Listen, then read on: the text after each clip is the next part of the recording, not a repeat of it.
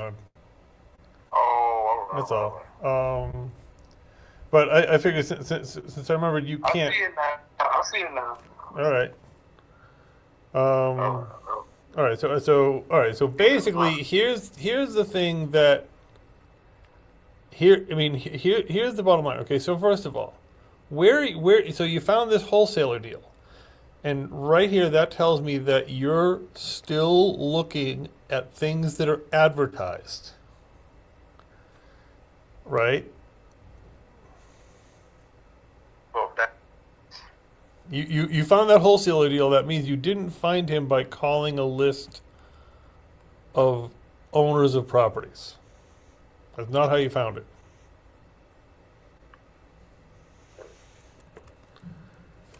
right? Yes. Okay. Where in the recipe do we want to be doing that? Why after all the times we've talked about this, do you think That's you're going to not. win by waiting to see something advertised? No. No, no, no. You clearly do because you keep doing it. Why? Explain it to me. Uh, I'm just trying to figure it out. So instead of doing what I'm telling you to do and using the data and using the resources that I've given you and shown you how to use, you're trying to figure it out. Alex, how well has it worked every time you've called on a listed property or an advertised property or property someone has sent Hasn't you worked by at some all. method? Right. And what's It the hasn't same worked. words I've used with you every time you've done that? Yeah, it don't work at all. And yet, and listen, I already know the answer. You're doing it because it's easy. It's in front of you. Yes. But okay, so this wholesaler, seller, whatever, has his property on the web. He's already getting attention from it. Whatever attention he's getting, good, bad, or indifferent, he's already getting attention from it. Yeah. And then you come along as another piece of attention. And Yes. you come along as another piece of attention, and so you have no way of getting his exclusive attention because he's already getting attention. Yes. And in the case of most of them, they're already wholesalers anyway, or realtors or something. Hmm. And he's already, he's listing it for $50,000 and he's getting offers in the 30s. The market's already seen it at 50, and the market said no. No, he listed for 66. Whatever the number is, the number doesn't matter. The point's what matters. I'm not looking at this specific property. It could be 60, it could be 160. That's not my point. My point is, we know the number he has it listed for. He hasn't gotten his buyer because he would have sold it by now. Yes. That's true. So when we come back on the market with that property, he's listing it for 66 or whatever. It's he wanted 70. Okay. So he's had it out there at 70. Market hasn't bought it at 70. Mm. So who are we going to sell it to? If we put it under contract, what number do we sell it for? You do have a point. And it's the point I've made a bunch of times.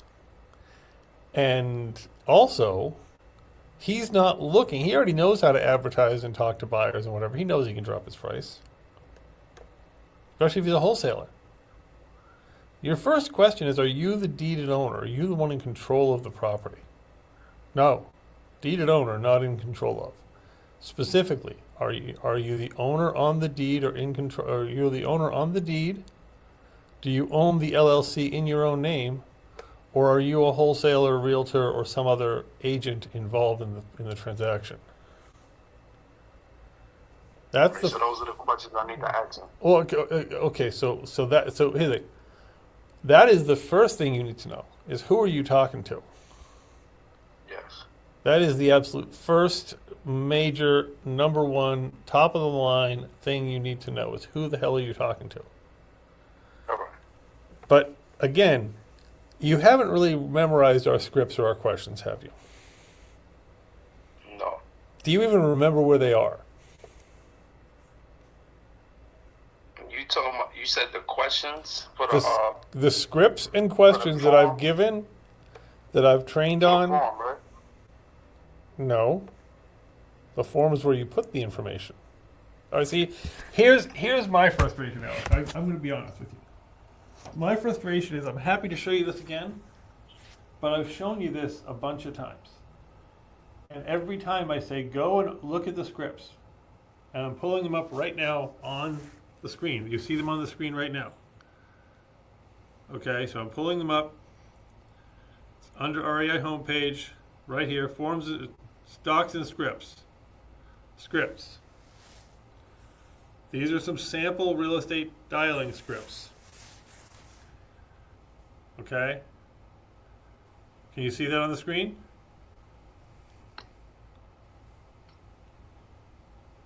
I see it. Okay. These are the questions you're asking people. These are the scripts. You don't have to go in order. But when I say the docs and scripts, I don't mean the forms. I'd be saying forms if I meant forms. And in this, you have to start with, are you actually talking to the deeded person in control? Not the person who has a contract with the property. The real estate agent is a seller. They're a seller's representative. The wholesaler is a seller's representative. They will call themselves the seller, whatever they call themselves, but they're not the ones who can sign the deed to transfer the property. That's the only person in this equation that ever fucking matters. Because, and they're the hard ones to get to.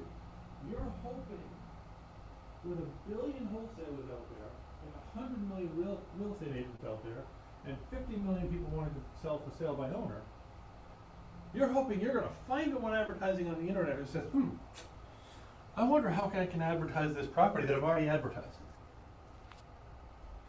And you know what? Lightning strikes. Yeah. Lightning has probably hit the earth at some point and opened up an oil well. But it doesn't happen that often.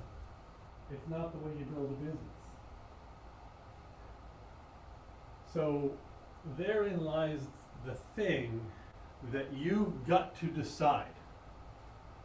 If you want to simply help connect people with advertised properties, get your real estate license. Join Gorilla, become an agent. Represent buyers taking them to properties that are already listed. That's the only way you're going to get that piece of activity. That's the only way that's going to happen. Or wait for lightning to strike.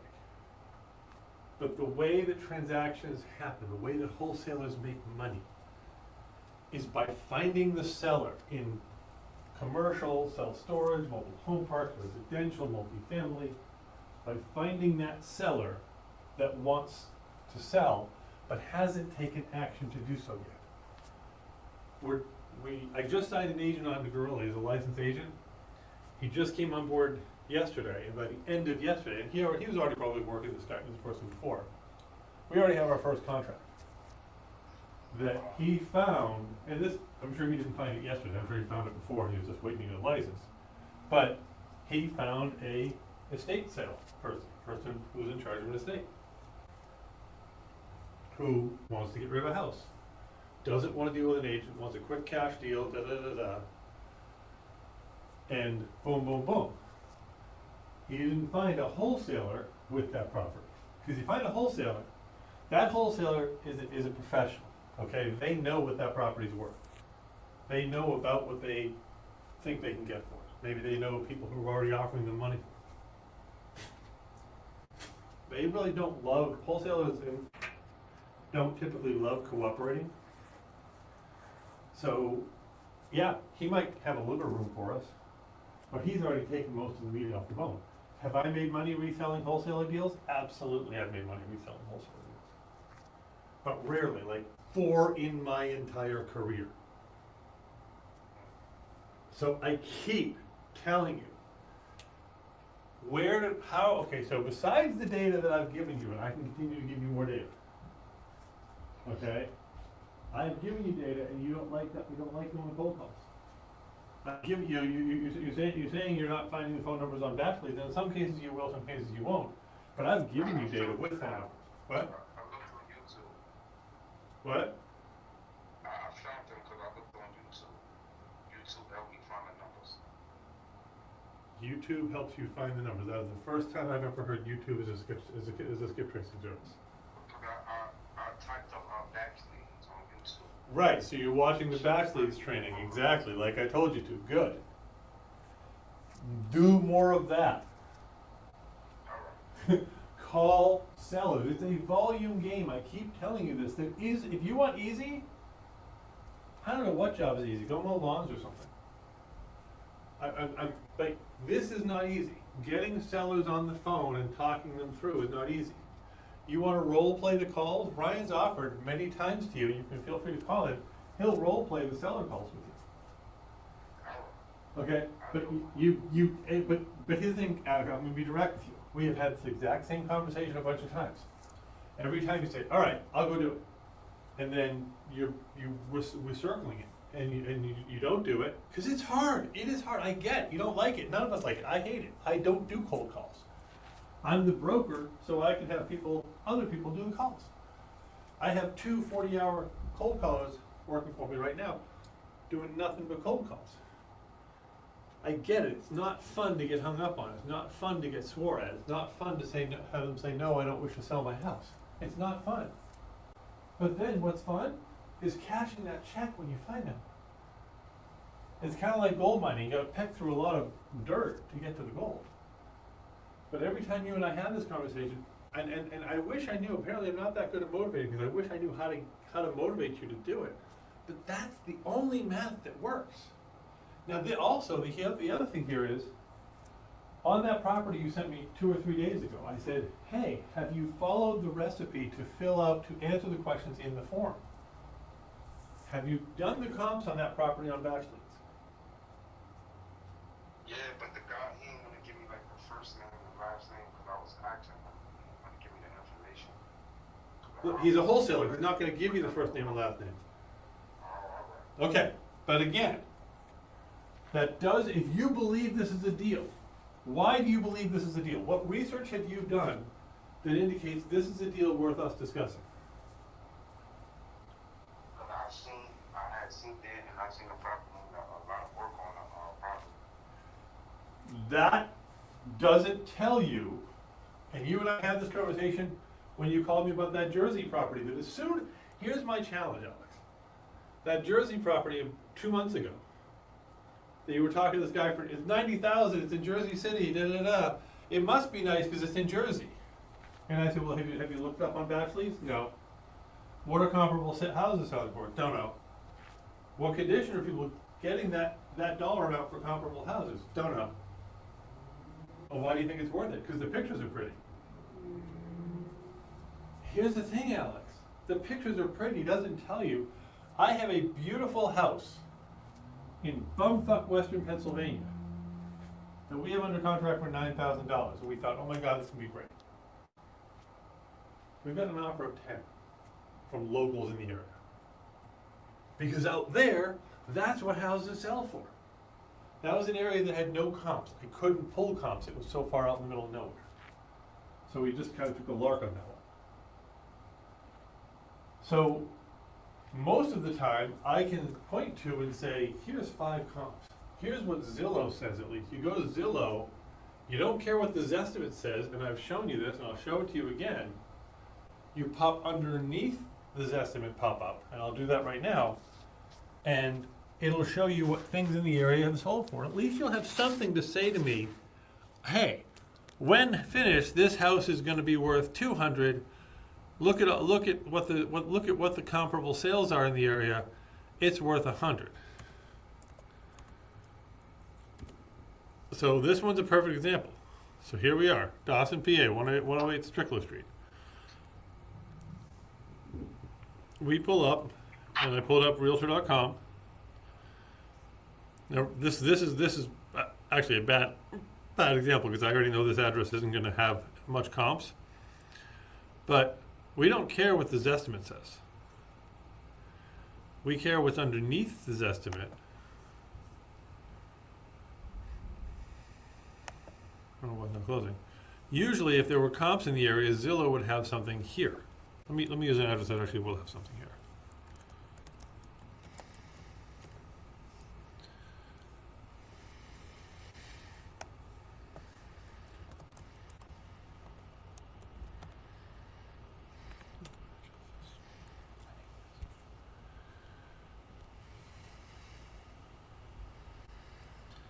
So the Zestimate doesn't matter.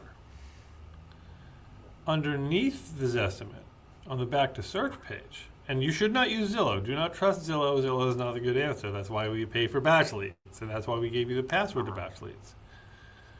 But here,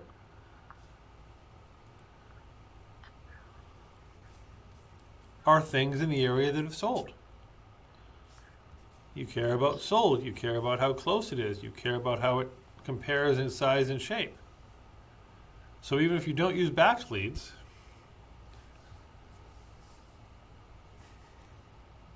you can use this. And then at least you can say, hey, things that look like this inside sold for this much. And now let me, and are similar size and shape and location. Now let me compare to what I have to find out if 66 is actually a number that should matter. And now we have to have the backup conversation. He's a wholesaler. He's already advertising it at 66. So we can't bring it to market at 66 when we put it under contract. He's already done, he's a professional, he's already done the marketing. So we have to get it way under and hope that somewhere between way under and whatever he's been marketing it at, there's a buyer out there for it. He's already taken away most of your ability to sell that property because he's already been advertising. The world that could be interested probably already knows about it. But the point is, when you're sending me these leads and saying, "Hey, look at this address for 66,000," and I say, "Great, where's the rest of the information?" On that form is the Zillow link. On that form is the batch leads comps. On that form is the rehab estimate. On that form is a lot of stuff that him not giving you the name and address doesn't mean anything at all. And this is and this is again, not fun. If you're looking for fun, run a dance club. Okay? Real estate is not a fun business. And and listen, I had 2 people who were on my JV group last month, drop out. And I said to them, and I'm going to shut down the video because I don't want the rest of this recorded. But, and they were adamant that